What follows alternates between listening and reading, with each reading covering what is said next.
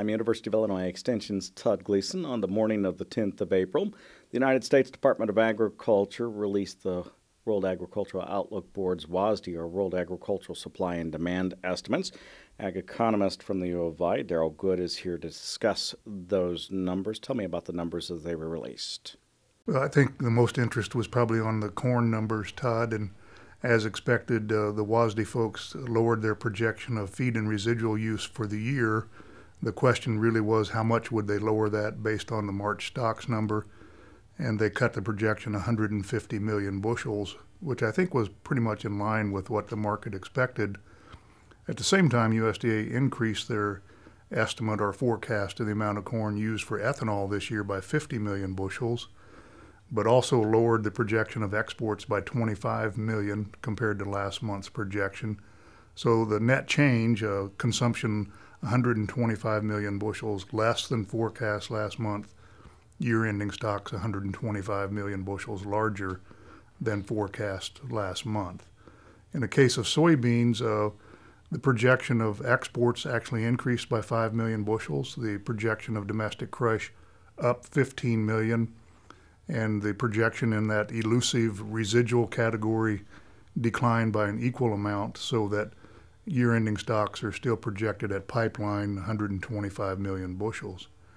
In the rest of the world, we did see larger production estimates for corn in Brazil, up about 1.5 million tons. Smaller import projections for soybeans into China, partly offset by larger imports expected into the European Union and Mexico. Bottom line, not a lot of change for the U.S. balance sheet, slightly larger corn stocks. The big change was in the projection of stocks for South America. Soybeans increased quite a bit from last month. Does it do the job of offsetting what happened in the grain stocks report in a proper way, do you think? I think it does. I think the way to gauge that is USDA now projecting feed use for the year at 4.4 billion bushels of corn. And if you subtract from that the implied use in the first half of the year, it says that second half consumption would be about 80 million bushels larger than what we apparently consumed a year ago. And last year we know that summer use was really probably understated because of the early harvested 2012 crop. The number of feed and residual use for the last half of the year would be about 100 million larger than 2 years ago. To me, it's very logical. It's a number that's very defensible, and I think is a reasonable expectation at this point. But all bets will be off with the June stocks report. Of course, the June stocks report due out the 28th day of that month. It will come out and coincide with the acreage figures, planted acreage figures for the United States. Do you think 757 million bushels left in the bin for the end of the marketing year is, given no big surprises in the grain stocks report, pretty close? I think it probably is. I mean, with half the year over, what we're projecting is use in the last half of the year. Exports, could vary a bit from the 800 million bushels projected, but it's a pretty small number, not likely to change a lot. The bump up in ethanol production, I think, it may be a little generous, but probably is fairly close. It all comes back to that feed and residual number that will be revealed in June, but at this point you would have to feel fairly comfortable that the number is in the ballpark and says that year-ending stocks will be tight, but we'll have ample supplies to get to the new harvest. Midday Thursday market reaction was blasé?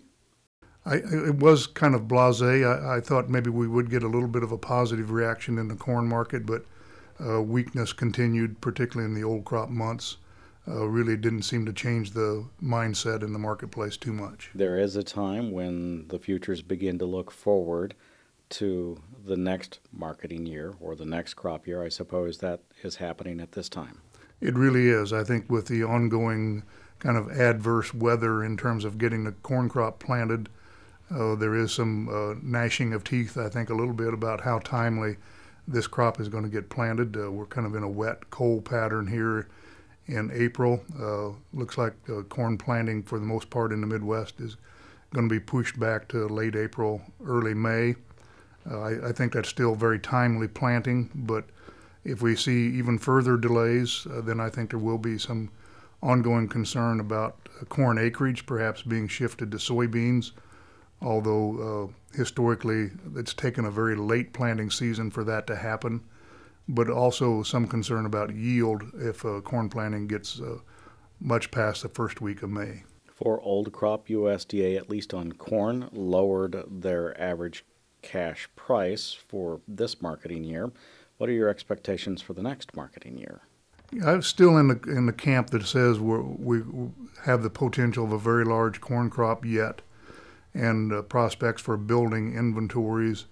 And under that scenario, I would expect we would bring prices back down to the pre-drought levels that we experienced in 2010, 2011, would be more in the $4.50 to $4.75 range, compared to just under $7 expected for this marketing year. Marketing advice from you, I'm sure, included take crop insurance, but what now?